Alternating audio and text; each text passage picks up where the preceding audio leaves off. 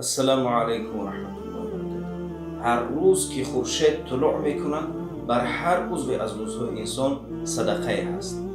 مثلا دیدی تو دو برادرت جنگ شده ایستادن، آنها را اصلاح کردی، برای تو صدقه هست. یک برادرت یک باری وزبین بوده ایستاده است، او را کمک کردی، برای تو صدقه هست.